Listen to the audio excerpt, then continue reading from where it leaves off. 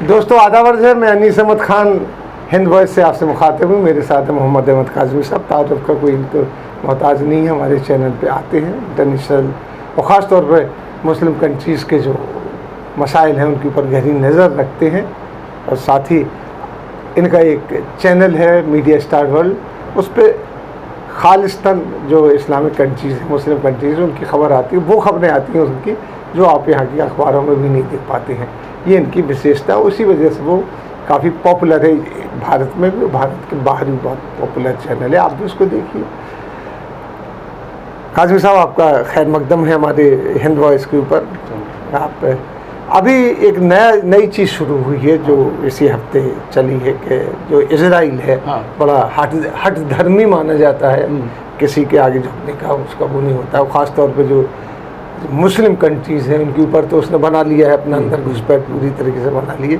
लेकिन अभी सुना है कि एक वाक़या ऐसा कोई कुछ हुआ है कि उससे वो दहशत में आके उसने बाकायदा यूएनओ को एक चिट्ठी लिखी हिजबुल्लाह के लिए कि हमने ये कार्रवाई नहीं की जिसका इल्ज़ाम हमारे ऊपर लगाया जा रहा है। वो कार्रवाई ऐसी है क्योंकि हिजबुल्लाह ने धमकी दी थी कि हम तुम्हारे ऊपर भी हमला भी कर सकते हैं, तमाम चीज़ें कर सकते हैं। तो क्या इजराइल वाकई डर गया है कि उसका कोई कहना चाहिए कि वो है घेराबंदी? देखिए अनीस अहमद खान साहब, बहुत बहुत शुक्रिया बहरहाल मुझे आपने मौका दिया। मैं आपको बताऊं कि जो एक इमेज पूरी दुनिया में बनाई गई थी वेस्टर्न मीडिया के ज़रिए कि सब इजराइल जो है वो कभी ना हारने वाली ताकत और सबसे बड़ी फौजी ताकत, और अमेरिका इसको ऐसे प्रोजेक्ट करता था शायद अमेरिका से भी बड़ी ताकत जी, जबकि एक ज़मीन के किनारे पे पड़े हुए कुछ लोग हैं जो ज़बरदस्ती आए हैं और जो वहाँ के लोग थे फ़िलिस्तीनी, उनको बेघर करके रह रहे हैं। तो वो इतनी बड़ी ताकत प्रोजेक्ट किया गया था। मैं तब भी यकीन नहीं करता था, लेकिन अब उसके सबूत सामने आने लगे। इतनी बड़ी मिलिट्री ताकत उनको जी, वो मिलिट्री ताकत और नहीं, वो एक मीडिया के जरिए प्रोजेक्शन करके मार्केटिंग है, वो मार्केटिंग है। अच्छा, इजराइल इसमें माहिर है। हाँ, वो तो जाहिर है मीडिया सारे अमेरिका में और वेस्टर्न मुल्कों में जो मीडिया टाइकून्स हैं वो यहूदी हैं आमतौर पर, और वो उनकी सपोर्ट BBC, CNN सारे बिल्कुल।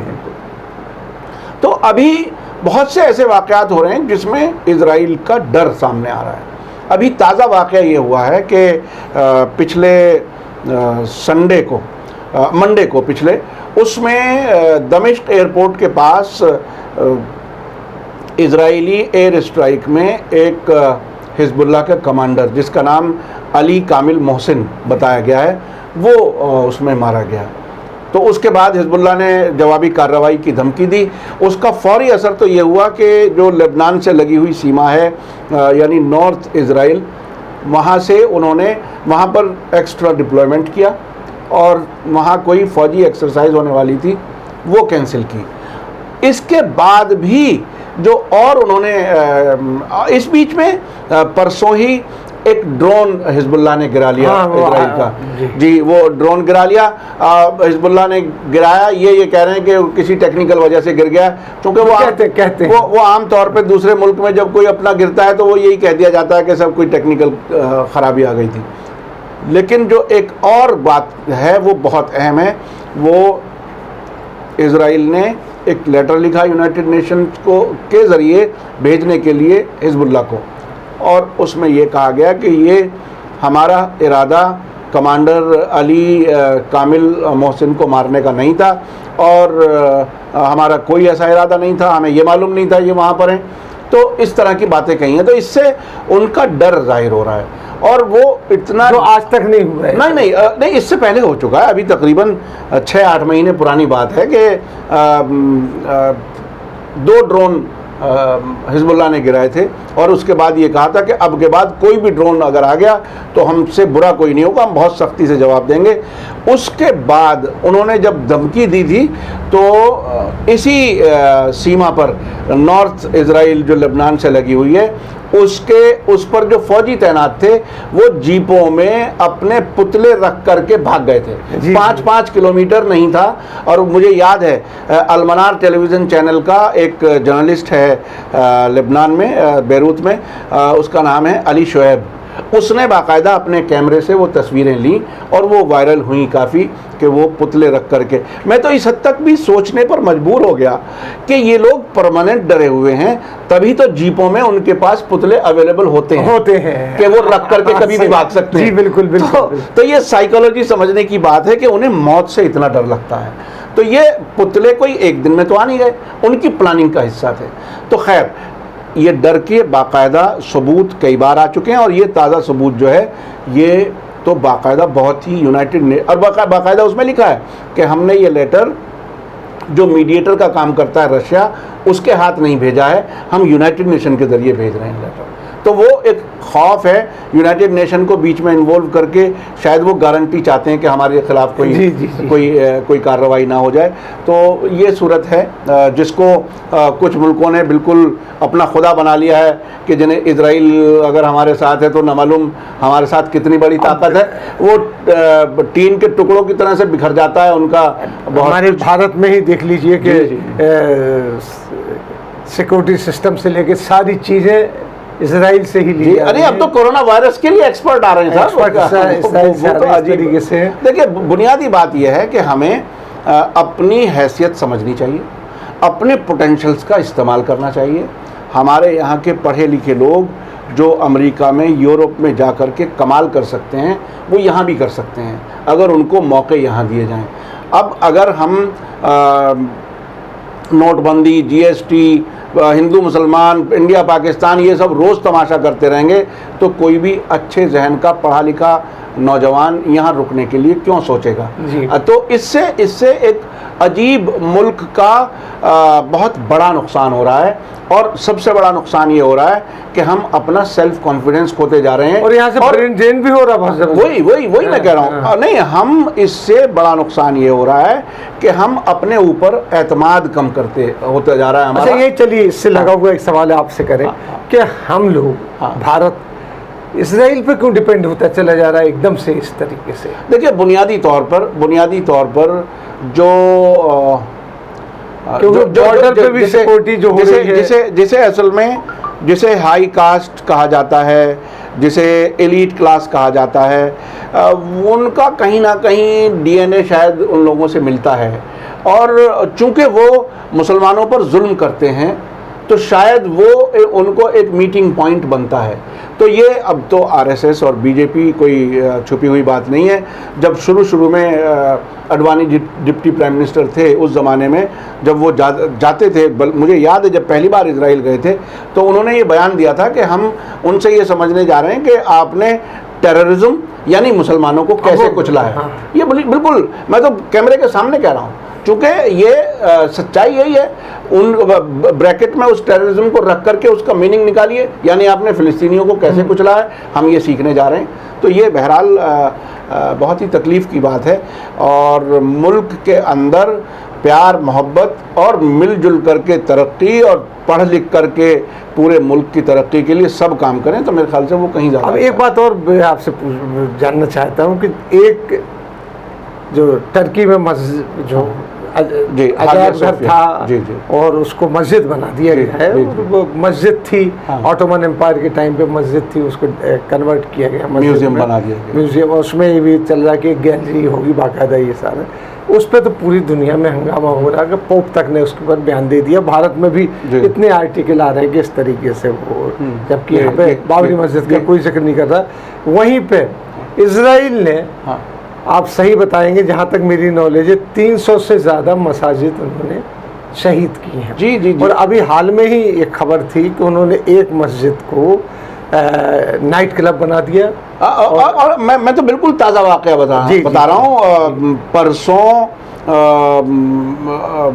वेस्ट बैंक के एक इलाके में अलबीरा एक मस्जिद का नाम है, सबर्बन एरियाज़ में, उसमें बाकायदा यहूदियों ने हमला किया, आग लगाई और एंटी मुस्लिम स्लोगन लिख करके भागे वहाँ से।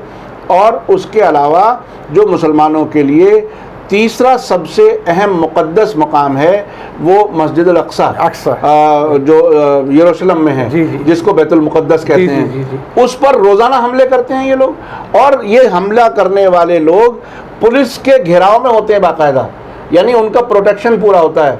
बिल्कुल कहीं कहीं तो ऐसा लगता है कि जैसे प्रोटेक्शन यहाँ कहीं दिया जाता है ना फसादात के मौके पर, तकरीबन उस तरह के हालात वहाँ पे हैं। शायद वहीं से सीखा जा रहा है ये। तो ये बहरहाल सीखने की बात तो ये कि जो भारत में हो रहा है, जिस तरीके से हो रहा है उसको हम किसी तरीके से इस डिस्कशन में नहीं ला रहे। तो जो बाबरी मस्जिद करी, उसके बाद धूमधाम से उसके ऊपर शिलान्यास करके राम मंदिर बनाया जाए। राम मंदिर बनना चाहिए, राम यहाँ के देवता हैं। लेकिन जो टर्की में हुआ है तो उसके ऊपर फिर भारत में क्यों हंगामा मचाया जा रहा है?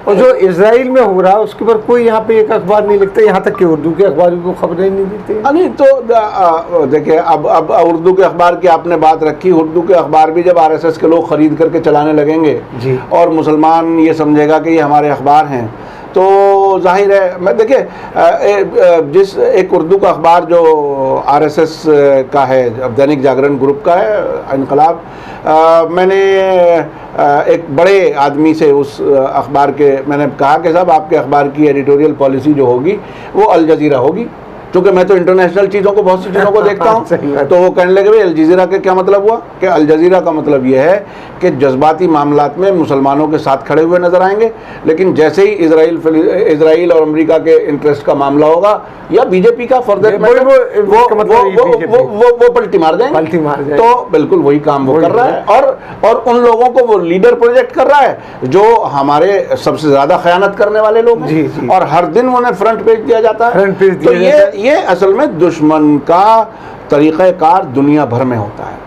मैं आपको बताऊं इंटरनेशनल लेवल पर एक ज़माना था हमारे बचपन में, यासर अराफात को सबसे बड़ा लीडर बताया जाता था। लेकिन वो असल मुनाफिक था जो इजराइल और अमेरिका के साथ बैठ कर के पीस टॉक्स करता था। कभी 1 इंच ज़मीन वापस नहीं मिली, यानी उसके साथ में फ़ोटो खिंचवाने से इजराइल की पीस लविंग कंट्री की इमेज बनती थी, वो उस काम में आते थे। अब ये महमूद अब्बास हैं, उनको ऐसे सद्दाम हुसैन का प्रोजेक्शन, और ये सब सद्दाम हुसैन ने अपने खून से कुरान लिखा है, हमारे यहाँ के नई दुनिया अखबार छापता था। तो ये एक प्रोजेक्शन जानबूझ करके किया जाता है, और बुनियादी तरीका ये है। देखिए, मैं अपने दर्शकों से बताना चाहता हूँ, पूरी दुनिया में ये एक उसूल है कि जो उनका मीडिया है, जो एक तरह से मुसलमानों के ख़िलाफ़ साजिशें करने वाला, उसका तरीक़ा यह है कि ऐसे आदमी को आपका लीडर प्रोजेक्ट किया जाए जो सबसे निकम्मा, घटिया, अंदर से बिका हुआ हो, और फिर वो अपने काम ले सकें, और जब चाहें उसको जलील करें, ताकि आप जो उसे लीडर समझ रहे थे आप भी सर झुका करके इस दुनिया में रहें। यही हालात सद्दाम हुसैन को जब फांसी हुई तो एक अजीब सन्नाटा था, चूँकि उसको पहले से लीडर बनाया गया था, लेकिन उसकी हकीकतें कुछ और थी। वो ऐसी थी कि अगर विजुअल आप तो गए हैं, मैंने तो इतने नज़दीक से देखा है। 2000 में मैं उनके ज़माने में गया, सद्दाम हुसैन की हुकूमत के ज़माने में, और उस ज़माने में भी बहुत सी इन्फॉर्मेशन में लेके आया। फिर 2003 में जब मैंने इराक़ वार कवर की, जब हुकूमत गिरी, वहाँ एक शहर है अलकूत, जिसे उर्दू या हिंदी में कूत कह सकते हैं, क्योंकि अल तो दा के लिए होता है। तो उसकी इंटेलिजेंस ऑफिस में जाहिर है सारे, जब सरकार गिरी तो इंटेलिजेंस ऑफिसें भी खुल गई, तो वहाँ से जो चीज़ें निकल रही थीं, और उसमें से कुछ चीज़ें मुझे भी हासिल हुई। जैसे कुछ सीडीज़ थी जिसमें ये दिखाया गया था कि लोगों को कैसे मारा जाता है, और वो फिर अपने सीनियर्स को दिखाते थे कि साहब हमने कैसे गोली चलाई और कैसे गर्दन काटी और कैसे ज़बान काटी। हाँ, वो उनके डॉक्यूमेंट्री होते थे, वो अपने सीनियर्स से जो है तारीफ़ के लिए होता था। तो मैंने तो वो सब चीज़ें देखी हैं भाई। तो इसलिए ये आप समझ लें, दुनिया भर में जहाँ कहीं वेस्टर्न मीडिया या वो मीडिया जो हमारे खिलाफ साजिशों में शरीक है, जिसको भी वो लीडर बना के आपके सामने पेश कर रहा है, पहचान लो कि वही सबसे बड़ा खयानतदार है। ये बहुत ही मतलब इंटरनेशनल से लेकर के नेशनल तक फार्मूला है। बहुत बहुत शुक्रिया काज़मी साहब के इजराइल के बारे में आपने वो चीज़ बताई जो यहाँ के अखबारों में नहीं आती, और एक किस्म से उसकी इजराइल की पॉलिसी खोल दी आपने यहाँ पे। बहुत बहुत शुक्रिया। इसी के साथ हम चलते हैं वापस अपने से स्टूडियो की तरफ, और अगली बार फिर मुलाकात होगी मोहम्मद अहमद काज़मी साहब से। तब तक के लिए दीजिए हमें इजाज़त।